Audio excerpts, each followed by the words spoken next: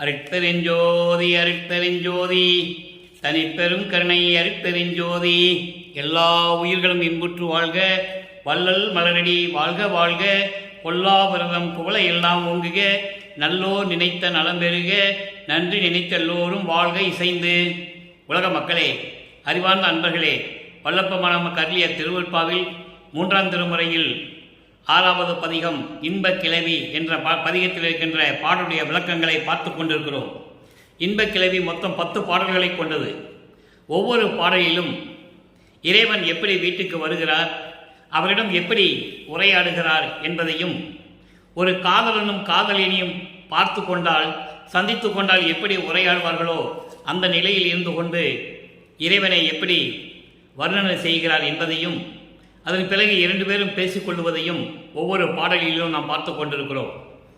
அந்த வகையில் இன்று நாம் பார்க்க வேண்டிய பாடல் இன்பக் கிளவி 7வது பாடல். இந்த பாடலை பார்ப்பதற்கு முன் ஒரு சிறிய முன்னுரை. இதுவரையிலும் நாம் 3ஆம் திருமுறையிலே பார்த்த பதிகங்களுடைய பாடல்களுடைய விளக்கங்களின் ஒரு சுருக்கம். காரணம், அதை சொன்னால்தான் இந்த பாடலுடைய விளக்கம் புரியும். இந்த பிரபஞ்சம் தோன்றிய காலத்திலிருந்தே சமயங்களும் மதங்களும் மார்க்கங்களும் உருவாகிவிட்டன. அப்போ இந்த சமயங்களும் மதங்களும் மார்க்கங்களையும் உருவாக்கிய தலைவர்கள், பதத்தலைவர்கள், சமயத் தலைவர்கள், மார்க்கங்களுடைய தலைவர்கள் எல்லாம் இறைவனுடைய நிலையை பலவிதமாக கூறி பலவிதமாக உருவகப்படுத்தி அந்த உருவத்திற்கு ஏற்றபடி இடங்களை அமைத்து அங்கே கோயில்களை நிறுவி வழிபாட்டு முறைகளை அமைத்து மக்களை வழிபட செய்து விட்டார்கள். இது காலகாலமாக நடந்து கொண்டிருக்கிறது. இதெல்லாம் மாற வேண்டும். சமயங்களும் மதங்களும் மார்க்கங்களும் இல்லாத ஒரு நிலையை இந்த உலக மக்களுக்கு உருவாக்கி கொடுக்க வேண்டும். அந்த நிலையில் ஆதியும் அந்தமில்லா தோன்றிய அருட்பெருஞ்சோதி ஆண்டவர் சமரச சுத்த சன்மார்க்க நிலையை உலக மக்களுக்கு தெரியப்படுத்த வேண்டும் என்பதற்காக தன் அருளால் ஒரு மகனை உருவாக்கி ஒரு தாயின் வழியாக இந்த மண்ணுலக்கு வருவிக்க செய்தார்.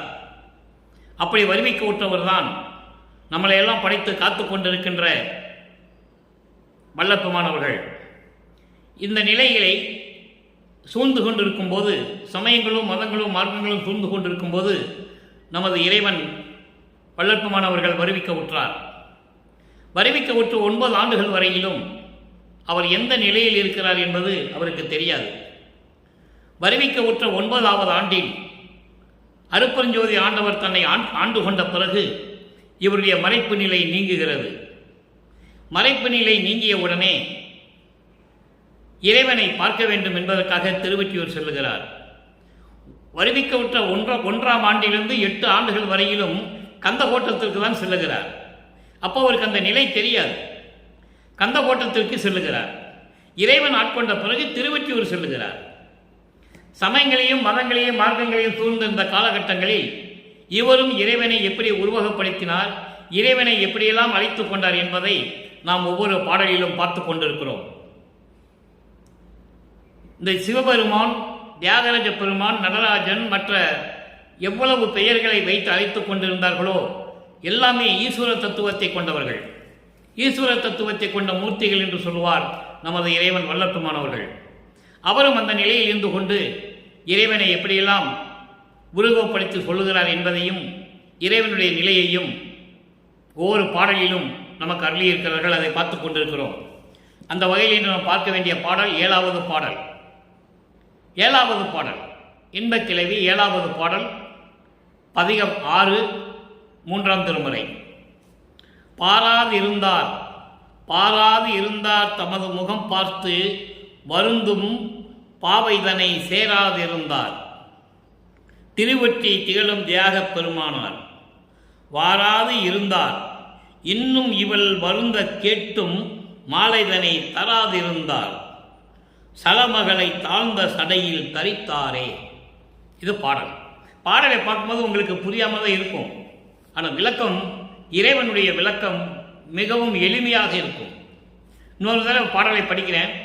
பாராதிருந்தார் தமது முகம் பார்த்து வருந்தும் பாவைதனை சேராதிருந்தார் திருவொற்றியூர் திகழும் தியாகப் பெருமானார். வாராதிருந்தார் இன்னும் இவள் வருந்த கேட்டும் மாலைதனை தராதிருந்தார் சலமகளை தாழ்ந்த சடையில் தரித்தாரே. இது பாடல். இப்போ இந்த பாடலில் இருக்கின்ற பதவுரை, அதன் பின் இந்த பாடலுக்கு தெளிவுரை.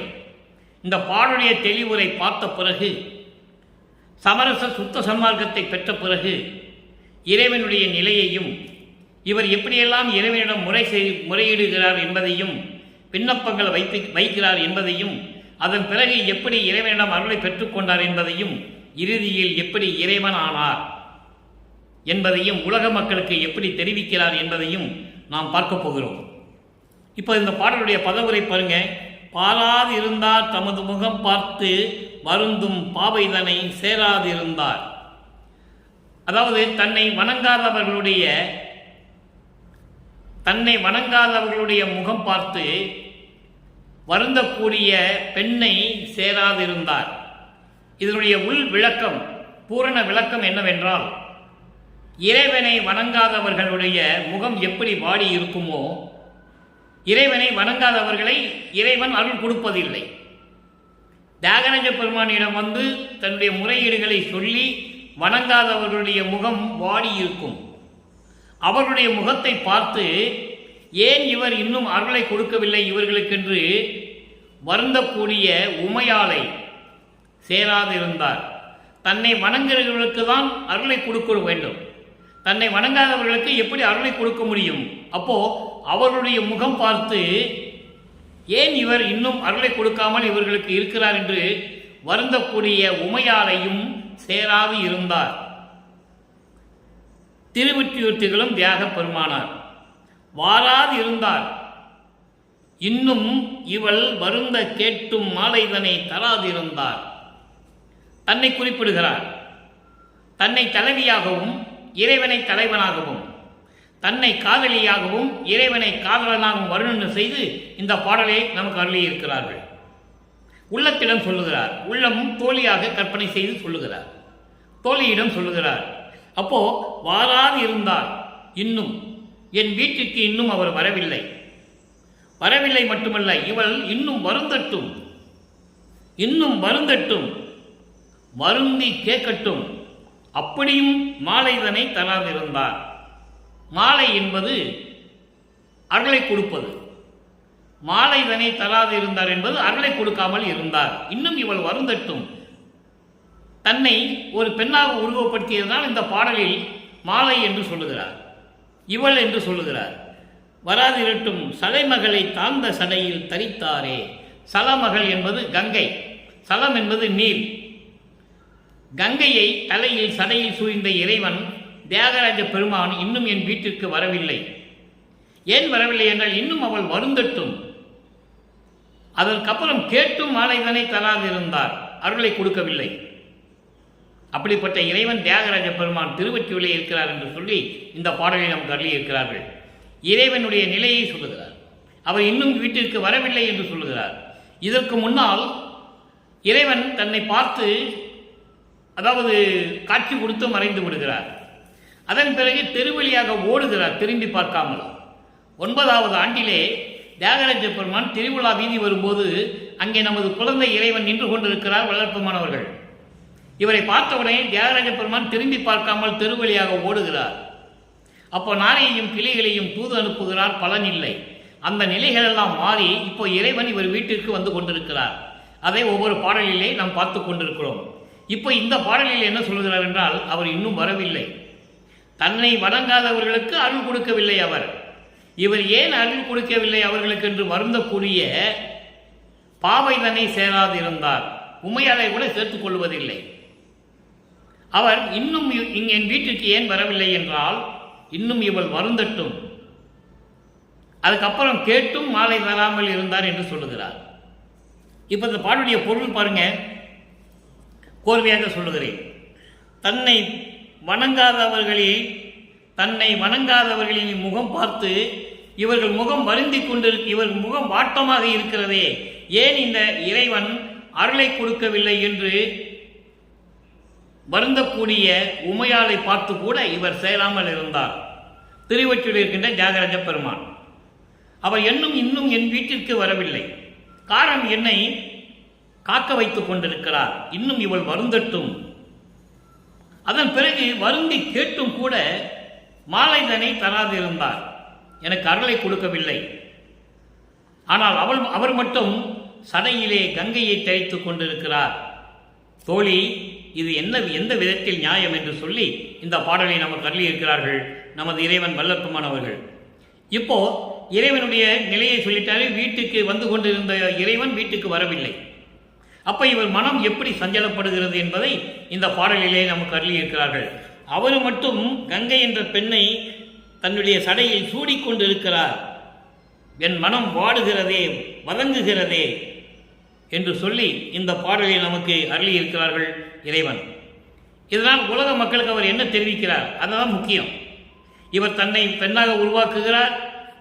இறைவனை தலைவனாகவும் இவரை தலைவியாகவும் உருவாக்கி காதலிகளாக, அதாவது இவரை காதலியாகவும் இறைவனை காதலனாகவும் உருவகம் செய்து அந்த வாட்டத்தை சொல்லுகிறார். அதான் இன்பக்கிழவி.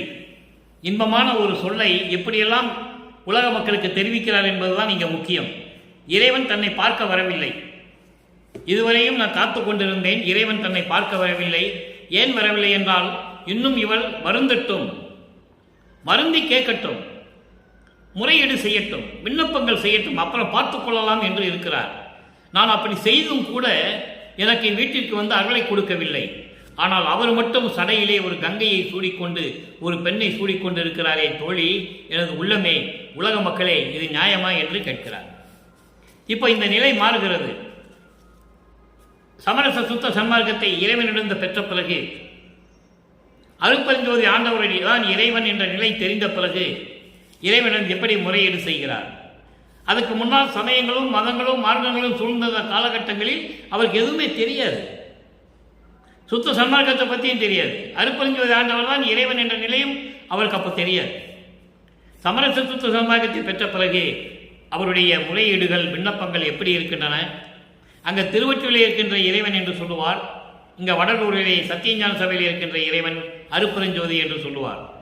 அதை தான் நாம் பார்த்து கொண்டிருக்கிறோம். கவனமாக கேளுங்கள். 15 பதிகம் திருவடி முறையீடு 7வது பாடல். 3ஆம் திருமுறையிலே இன்பக் கிழவி 7வது பாடலுக்கு சமயங்களும் மதங்களும் மார்க்கங்களும் சூழ்ந்திருந்த காலகட்டங்களில் இவரும் அதை சார்ந்துதான் இருந்தார். அந்த சங்கற்ப விகற்பங்களிலேயும் ஈடுபட்டு கொண்டிருந்தார். இது உண்மை, யாராலையும் மறுக்க முடியாது. திருவருட்பாவிலே அந்த உண்மைகள் எல்லாம் உண்டு. காரணம் அவருக்கு தெரியாது. அதான் பேருபதேசம் செய்யும்போது அற்ப அறிவாக இருந்தது என்று சொல்லுவார். அற்ப அறிவு என்பது மறைப்பு நிலை. வருவிக்க உற்று இறைவனால் இறைவனாகவே வருவிக்க உற்று ஒரு மறைப்பு நிலை இருந்தது. அப்போ அது அவருக்கு தெரியாது. இப்போ இந்த நிலையை பாருங்க. இப்போ திருவடி முறையீடு 7வது பாடல். கழித்து எனது உடம்பில் புகுந்தனை. அங்கே வருந்த கேட்டு கூட இறைவன் வருவதில்லை தியாகராஜ பெருமான். அந்த நிலைகளெல்லாம் மாறும்போது இறைவன் எப்படி வர்றார் பாருங்க. கழித்து எனது உடம்பில் புகுந்தனை, மகிழ்வோடு எனது உடம்பில் புகுந்து கொண்டாய், கலந்து கொண்டாய், எனது கருத்திலே அமர்ந்தனை கனிந்தே. கனிந்தே என்பது பரிபூரணமாக, பரிபூரணமாக என் உள்ளத்தில் அமர்ந்து கொண்டாய், தெளித்த என் அறிவில் விளங்கினை.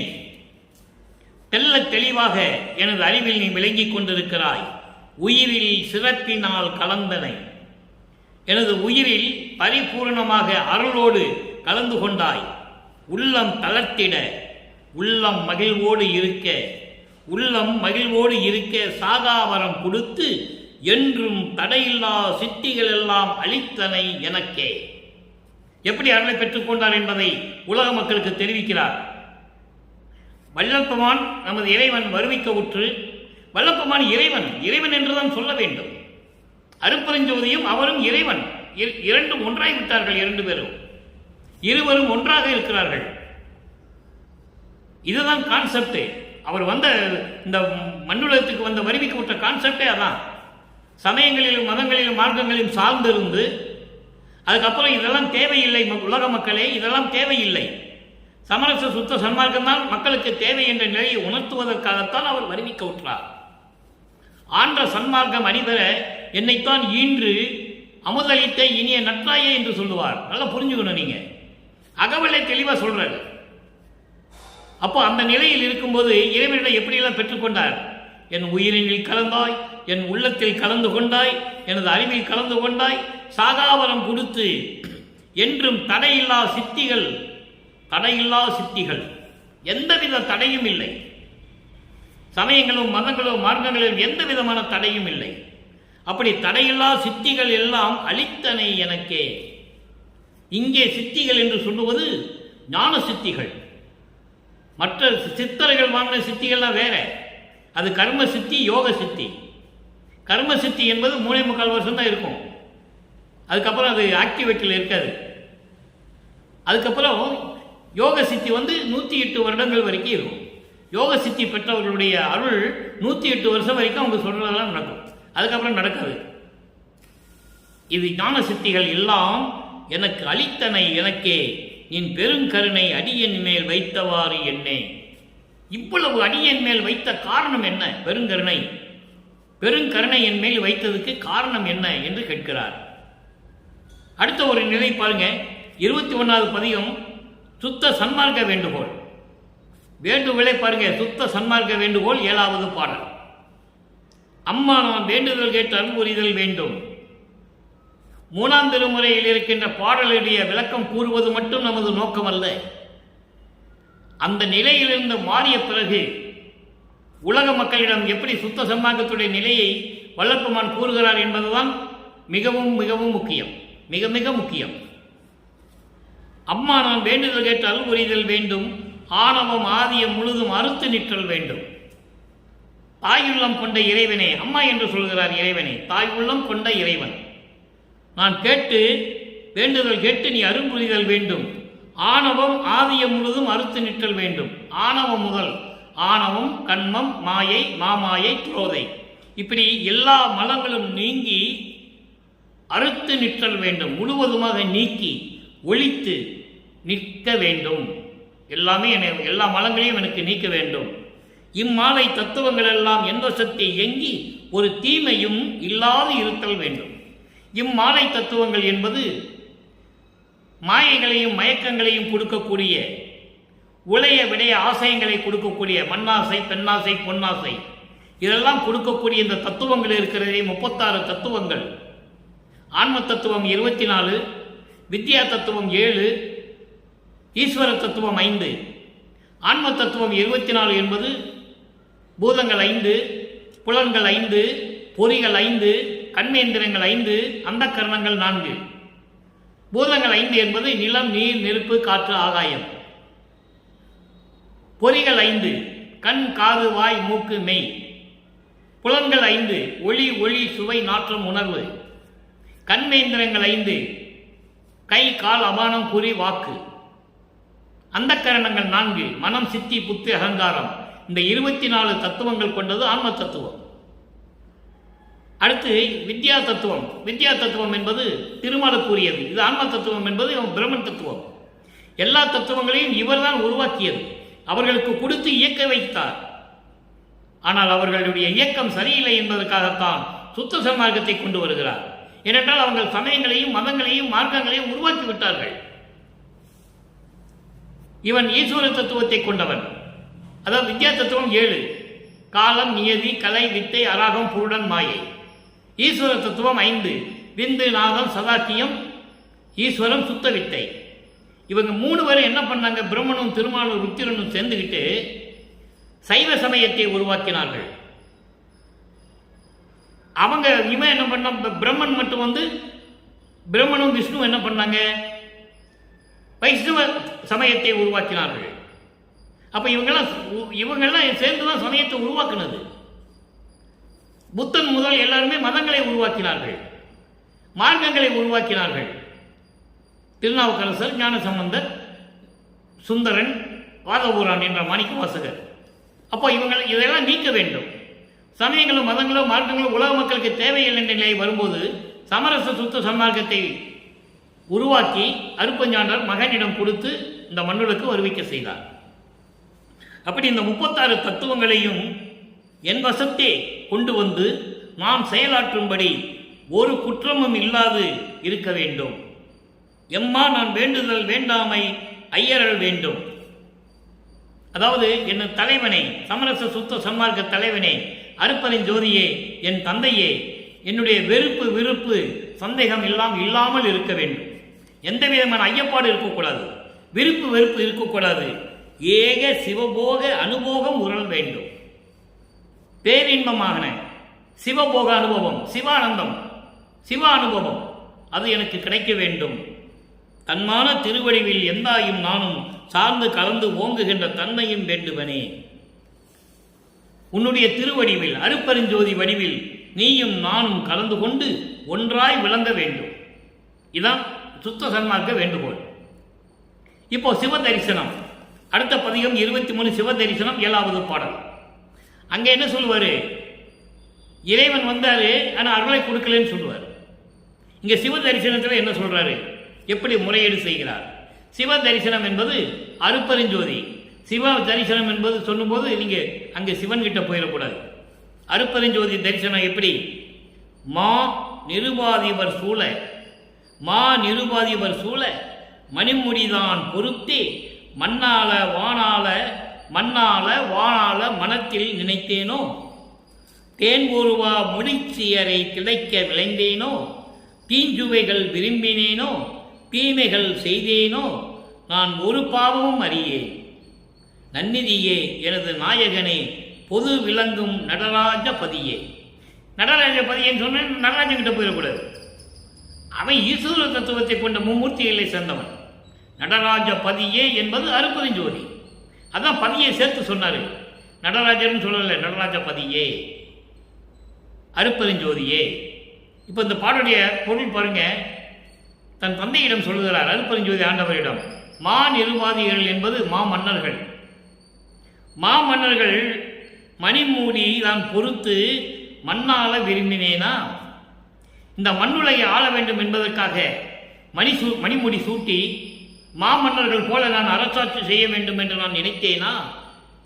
அதே போன்று விண்ணுலகத்திலே இருக்கின்ற பிரம்மன், திருமால், இந்திரன் போன்றவர்களைப் போல் விண்ணுலகத்தை ஆள வேண்டும் என்று நான் விரும்பினேனா? இல்லையே. தேன் ஒருவா மொழிச்சியரை கிளைக்க விளைந்தேனா?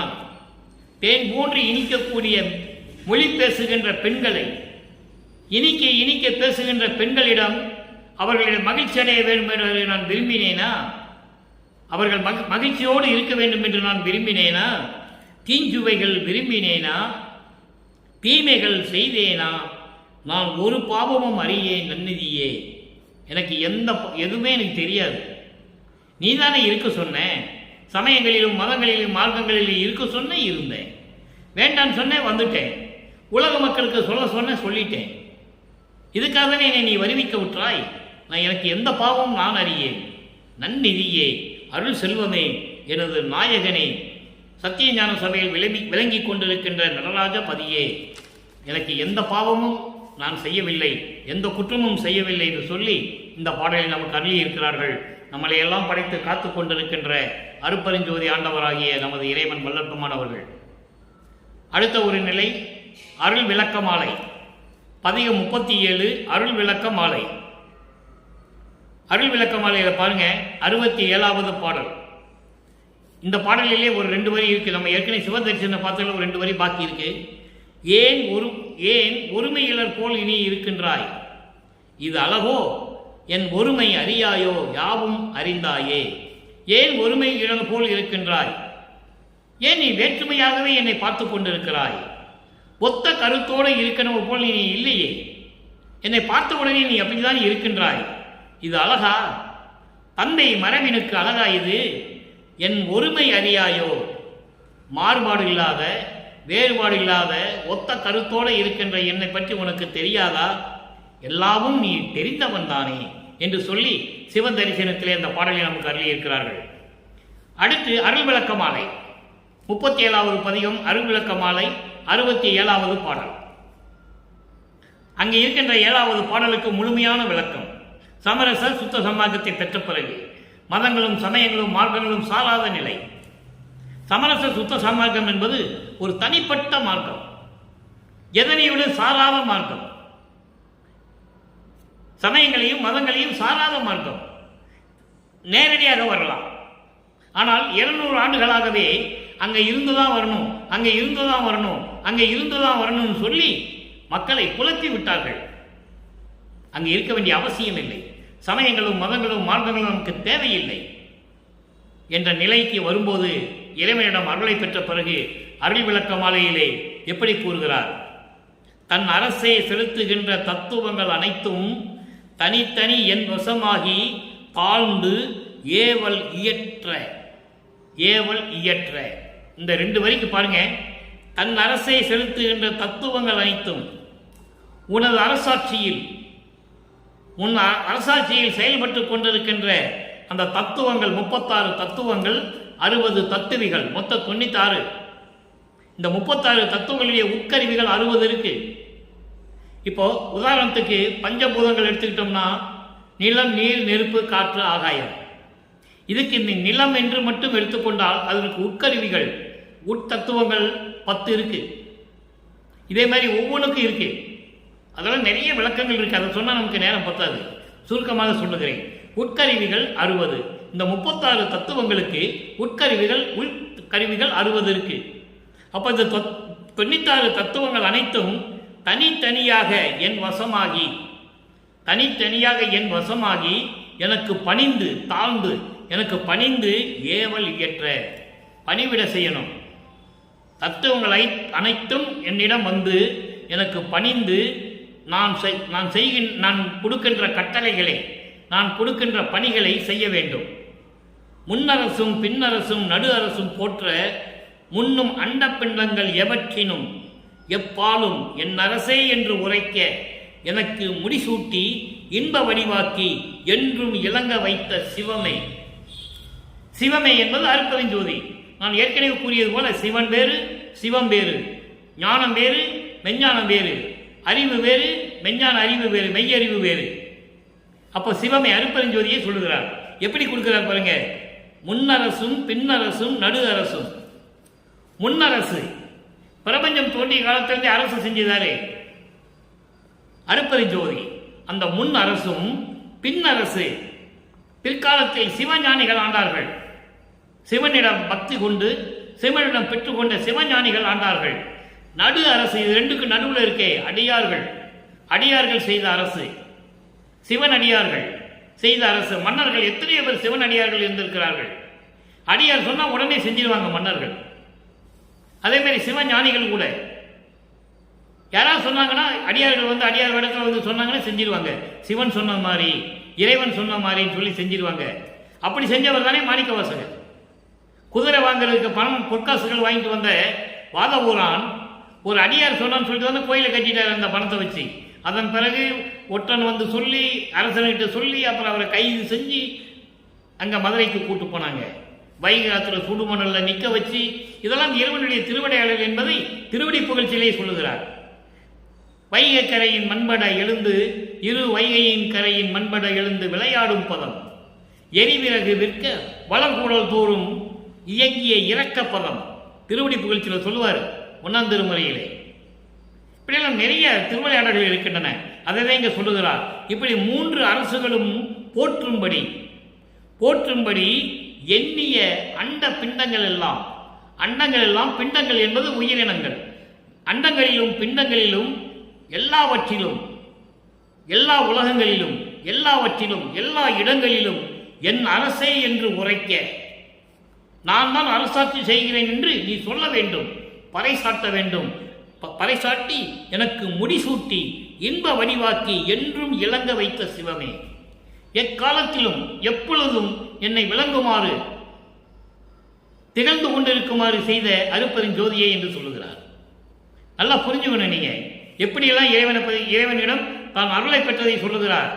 இன்ப வடிவமாக்கி முத்தேகத்தை கொடுத்து மரணமில்லா பெருவாழ்வையும் கொடுத்து இந்த அண்டங்களும் பிண்டங்கள் எல்லாம் போற்றும்படி, எல்லாரும் இடத்திலும் நான் இருக்கும்படி என்னை விளங்க வைத்த அருட்பெருஞ்சோதியே என்று சொல்லுகிறார். அப்போ இவர் அரசாட்சி செய்வதை உலக மக்களுக்கு தெரியப்படுத்துகிறார். என் அரசே, என் உயிரே, என் இரு கண்மணியே, இணை அடிப்பொன் மலருக்கு என் இசையும் அணிந்த அருளே. என் அரசே, என் உயிரே, என் இரு கண்மணியே, இணை அடிப்பொன் மலருக்கு என் இசையும் அணிந்த அருளே. உன்னுடைய பொன்னான திருவடிகளுக்கு நான் வைக்கின்ற விண்ணப்பங்களை எல்லாம் ஏற்று எனக்கு அருள வேண்டும் என்று சொல்லுகிறார். அப்போ இதனால் உலக மக்களுக்கு தெரியப்படுத்துவது, இறைவன் அருட்பெருஞ்சோதி ஆண்டவர் எனக்கு இப்படியெல்லாம் அருளை கொடுத்தார் என்று சொல்லுகிறார். எப்படி? தத்துவங்களை எல்லாம் என் வசமாக்கி அது நான் சொல்லுகிற வேலையெல்லாம் செய்ய வைத்து இந்த அண்டங்களும் பிண்டங்களும் எல்லாம் போற்றும்படி எனக்கு முத்தேகத்தையும் கொடுத்து மரணமில்லா பெருவாளையும் கொடுத்து எனக்கு முடிசூட்டி உலக மக்களுக்கு தெரியப்படுத்தி என்னை விளங்க வைத்த அருட்பெருஞ்சோதியே என்று சொல்லுகிறார். அப்போ எல்லாமே பெற்றுக்கொண்டார், அருளாட்சி செய்து கொண்டிருக்கிறார் என்பதை இந்த பாடலின் மூலம் நாம் தெரிந்து கொண்டோம். வருவிக்க உற்று சமயங்களும் மதங்களும் மார்க்கங்களும் சார்ந்திருந்த நிலையில் தனக்கு எந்த அருளையும் கிடைக்கவில்லை என்பதை தெளிவாக உறுதிப்படுத்துகிறார். வருவிக்க உற்று 33 ஆண்டுகள் வரையிலும் வல்லப்பெருமான் எந்த அருளையும் இறைவனிடமிருந்து பெறவில்லை. சுத்த சன்மார்க்கத்தை பெற்ற பிறகுதான் எல்லா அருளையும் பெற்றுக்கொண்டார் என்பதை தெல்ல தெளிவாக நமக்கு அருளியிருக்கிறார்கள். அதான் சொல்லுவார், பேருபதேசத்தில் சொல்லுவார், சமயங்களிலும் மதங்களிலும் மார்க்கங்களிலும் எவ்வளவு பற்று கொண்டு இருந்தேன் என்பது எல்லாருக்குமே தெரியும். அதனால் அதையெல்லாம் விட்டு விட்டு வந்த லாபம்தான் என்னை ஏறா நிலைமிசை ஏற்றி வைத்தது, ஏறா நிலைமிசை ஏற்றி வைத்தது என்று சொல்லுவார். அந்த நிலையை தான் நாம் பார்த்து கொண்டிருக்கிறோம். வல்லப்பெருமானவர்கள் இறைவனாக இருந்து கொண்டு இந்த பிரபஞ்சத்தை இயக்கிக் கொண்டிருக்கிறார் என்பதை இங்கே நான் பதிவு செய்ய கடமைப்பட்டிருக்கிறேன். அடுத்து இறுதியாக ஒரே ஒரு விளக்கம். பதிகம் 112 மெய்யருள் வியப்பு. மெய்யருள் வியப்பு 97வது பாடல். அங்கே பார்த்திருக்கின்ற இன்பக்கிழவினுடைய 7வது பாடலுக்கு இறுதியான விளக்கம். மெய் அருள் வியப்பு. இறைவனிடம் பெற்ற உண்மையான அருளுடைய அதிசயம் எப்படி இருக்கும், வியக்கத்தக்க வகையில் இருக்கும். அதை உலக மக்களுக்கு தெரிவிக்கிறார். எப்படி? இறைவனிடம் சொல்லுகிறார், நீயே வலிந்து இங்கு என்னை ஆண்ட நீதி ஜோதியே. நல்லா கவனிக்கணும். நீங்க நீ என்னை ஆண்ட ஜோதியேன்னு சொல்லியிருக்கலாம்ல. நீயே வலிந்து இங்கு என்னை ஆண்ட ஜோதியே, நின்னை பாட என்னை வளர்க்கும் நிமல ஜோதியே, தாயே என வந்து என்னை காத்த தரும ஜோதியே, தன்மை பிறரால் அறிதிருக்கரிய தலைமை ஜோதியே. இது பாடல். இப்போ இந்த பாடலுடைய விளக்கம் பாருங்க. பாடல் எளிமையான பாடல், 4 வரிதான். ஆனால் விளக்கங்கள் பார்த்தீங்கன்னா அற்புதமாக இருக்கும். நீயே வலிய வந்து, இந்த மண்ணுலகிலே சமயங்களும் மதங்களும் மார்க்கங்களும் சூழ்ந்து இருந்த காலகட்டங்களில் என்னை ஒரு தாயின் வழியாக வருவிக்க செய்து எப்படியெல்லாம் இந்த மண்ணுலகிலே துன்பங்களையும் துயரங்களையும் அடைந்து கொண்டிருந்தேன். அதன் பிறகு நீயே வலிய வந்து, நீயே வலுக்கட்டாயமாக விரும்பி வந்து, ஏன்னா அது காலத்தின் கட்டாயம், காலங்கள் நெருங்கி கொண்டிருக்கிறது. அதனால் நீயே என்னை வலிந்து கொண்டு இங்கு இங்கு என்பது இந்த மண்ணுலகிலே இப்பொழுது என்னை ஆண்டு கொண்ட நீதி ஜோதியே, நின்னை பாட என்னை வளர்க்கும் நிமல ஜோதியே, உன்னுடைய புகழை சொல்லுவதற்காக, உன்னுடைய அருளை இந்த உலகிற்கு சொல்லுவதற்காக என்னை வளர்க்கும் செல்வ பிள்ளையாக வளர்க்கும் நிமல ஜோதியே. நிமல ஜோதி என்பது மலங்கள் அற்ற இறைவன், மலங்கள் அற்ற இறைவன். நிமலம், நிமலம் என்பது மலங்களற்ற இறைவன். ஆணவம், கண்மம், மாயை, மாமாயை, திரோதை, இந்த மலங்களற்ற இறைவன் அருட்பெருஞ்சோதி. இறைவனை நிமலன் என்று சொல்லுவார், அமலன் என்று சொல்லுவார், விமலன் என்று சொல்லுவார். எல்லாமே ஒரே பொருள்பட மலங்களை நீக்கிய இறைவன். தாயே என வந்து, அன்புள்ள தயவுடைய தாயைப் போல என்னை வந்து என்னை காத்த தர்ம ஜோதியே, தாய் உள்ளம் கொண்டு கருணையோடு என்னை காத்த தர்ம ஜோதி என்று சொல்வார். கருவிடுத்த காத்தை தலைவனை என்று சொல்லுவார். கருவில் இருந்தே உபசாரத்தால் பெற்ற தாய் என்பால் ஒருத்தியின் கருவறையில் இருக்கும் போதே என்று சொல்லுவார். உபசாரத்தால் பெற்ற தாய் என்பால் ஒருத்தியின் கருவறையில் இருக்கும் போதே கருவிடுத்தே காத்த தலைவனே என்று சொல்லுவார். கருவில் கலந்த துணையை என்று சொல்லுவார். நல்லா புரிஞ்சுக்கணும். ஒரு தாயின் கருவறையிலே இருக்கும்போது அருட்பெருஞ்சோதி ஆண்டவர் எப்படியெல்லாம் தன் மகனுக்கு வந்து அருளை கொடுத்தார் என்பதை திருவிற்பாவிலே இருக்கிறது. மக்களிடம் யாரும் சொல்லவில்லை. சொன்னாதானே மக்களுக்கு தெரியும். மூடி மூடி மறைச்சிருந்தால் மக்களுக்கு எப்படி தெரியும்? தெரியறதுக்கு வாய்ப்பே இல்லை. திருவற்பாவை தான் யாருக்கே தெரியாமல் பண்ணிட்டாங்களே. அப்போ கருவறையில் இருக்கும்போது கருவறை இருட்டாக இருக்கிறது என்று நினைக்கும் போது அருட்பெருஞ்சோதி ஆண்டவர் அங்கே வெளிச்சம் கொடுக்கிறார், ஒளி காட்டுகிறார் மகனுக்கு. மகன் அங்கே சிரித்து மகிழ்வதை கண்டு பெருமிதம் கொள்ளுகிறார் அருட்பெருஞ்சோதி ஆண்டவர். பசி என்ற அந்த பிண்டத்திலே, அந்த கருவறையில் இருக்கின்ற பிண்டம், அந்த குழந்தை, அந்த குழந்தை பசி எடுக்கிறது என்று, பசியாக இருக்கிறது என்று சொல்லும்போது இவர் அங்கே அருளமுதம் கொடுக்கிறார். மக்களிடம் யாரும் சொல்லவில்லை. அன்பர்களே, நான் திருவருட்பா பற்றி பேசும்போது மற்ற நூல்களை பற்றியோ வேறு யாரை பற்றியோ நான் பேசுவதே இல்லை. ஆனால் ஒரு சில இடங்களில் உதாரணத்துக்காக, எடுத்துக்காட்டாக சொல்ல வேண்டிய காலத்தின் கட்டாயம் இருக்கிறது. உதாரணமாக 3.5 வயதிலே சம்பந்தன் பால் குடித்து, ஞானப்பால் குடித்து ஞானத்தை பெற்றான் என்பது புராணங்களில் உண்டு. வல்லற்பவனும் கூறுகிறார். 3.5 வயதிலே முளைப்பால் குடித்து ஞானம் பெற்றவனே என்று சொல்லுவார், 1ஆம் திருமுறையிலே சொல்லுவார். அப்படி திருஞான சம்பந்தன் முளைப்பால் குடித்து ஞானம் பெற்றான் என்று சொன்னவர்கள் நமது இறைவன் வல்லற்பமான் ஒரு தாயின் கருவறையிலே இருக்கும்போது அருளமுதம் உண்டார் என்று சொல்லவில்லை. அதுதான் வேதனையான விஷயம். சொல்லணும்ல, அவரே சொல்றாரே, நான் கருவிலே இருக்கும்போது என் தந்தை அருட்பெருஞ்சாண்டவர் அருளமுதம் கொடுத்தார், அருளமுதம் உண்டேன் என்று சொல்லுகிறார். யாராலையும் மறுக்க முடியாது. திருவருட்பாவில் கண்ட உண்மை சொல்லதான் தெரியும். இவர் இறைவன் மக்களுக்கு தெரியும். உள்ள கருவறையில் இருக்கும்போது உடம்பு புழுக்கமாக இருக்கிறது என்று நினைக்கும் போது அமுத காற்று வீசுகிறார். திருவருட்பாவிலே உண்டு. ஆக கருவறையில் இருந்தே இறைவனுடைய அருளை பெற்றவர் நமது இறைவன் வல்லற்பமானவர்கள் என்பதை இங்கே நான் பதிவு செய்ய கடமைப்பட்டிருக்கிறேன். அப்படி தாயே என வந்து என்னை காத்த தர்ம ஜோதியே, இந்த ஒரு வரிக்கு இன்னும் விளக்கம் நிறைய இருக்கிறது. நமக்கு நேரம் பத்தல, சொல்லிக்கிட்டே இருக்கலாம். கருவில் இருக்கும்போது எப்படியெல்லாம் இறைவனை அருளை பெற்றார் என்பதை சொல்லிக்கொண்டே போகலாம். அடுத்து பாருங்க, தன்மை பிறரால் அறிதற்கு அறிய தலைமை ஜோதியே. தன்மை என்பது உன்னுடைய அருள் தன்மை, உன்னுடைய அருள் வல்லமையை பிறரால் அறிவதற்கு அறிவு. யாராலே அறிய முடியாது. அந்த பிறரால் என்பது வானவர்கள், விண்ணவர்கள், தேவர்கள், பதத்தலைவர்கள், மண்டலாதிபதிகள், பிரம்மன், திருமால், ருத்திரன், மகேஸ்வரன், சதாசிவம், இவங்க பதத்தலைவர்கள். அக்னி, சூரியன், சந்திரன் மண்டலாதிபதிகள். மண்டலாதிபதிகள் விண்ணோர் வேந்தன் இந்திரன். யாராலையும் அறிய முடியலையாம் இறைவனுடைய வல்லமையை. அப்படி இறைவனுடைய தன்மையை பிறரால் அறிதற்கரிய தலைமை ஜோதியே. தலைமை ஜோதி சமரச சுத்த சன்மார்க்கத்தின் தலைமையான கடவுள், பிரபஞ்சத்தின் முதல் கடவுள் அருட்பெருஞ்சோதி. ஆதியும் அந்தமில்லா தோன்றிய இறைவன் அருட்பெருஞ்சோதி. இப்படி நிலையில் இருக்கின்ற இறைவன் அருட்பெருஞ்சோதி பெற்றெடுத்த மகன் அருட்பெருஞ்சோதியாகிய இறைவன் வல்லற்பமானவர்கள். அவருடைய அருளை பெற வேண்டும் அல்லவா நாமும். எனவே உலக மக்களே, இந்த சமயங்களையும் மதங்களையும் மார்க்கங்களையும் சொல்லப்பட்ட கோட்பாடுகளை எல்லாம் தவிர்த்து, அதெல்லாம் பொய் என்று சொல்லுகிறார். நீங்க ஞானசரியை படிச்சீங்கன்னா தெரியும், ஒரே வரிதான், பொறித்த மதம் சமயம் எல்லாம் பொய் பொய்யே, அவற்றில் புகுதாதே, சிவம் ஒன்றே பொருள் என கண்டறிவேன். தெளிவா சொல்றாரு, சிவம் ஒன்றே பொருள் என கண்டறிவேன். சிவம் என்பது அருட்பெருஞ்சோதி, அவர்தான் கடவுள் என்பதை நீங்கள் உணர்ந்து கொள்ளுங்கள், தெரிந்து கொள்ளுங்கள் என்று சொல்லுகிறார். காரணம், இறைவனுக்கு இது ஆதியிலே இல்லை. சாதிய மதமும் சமயமும் பொய்யென ஆதியில் உணர்த்திய அருட்பெருஞ்சோதி. சாதிய மதமும் சமயமும் காணா ஆதி அநாதையம் அருட்பெருஞ்சோதி. அப்போ சமரச சுத்த சன்மார்க்கத்தை பின்பற்ற வேண்டும்.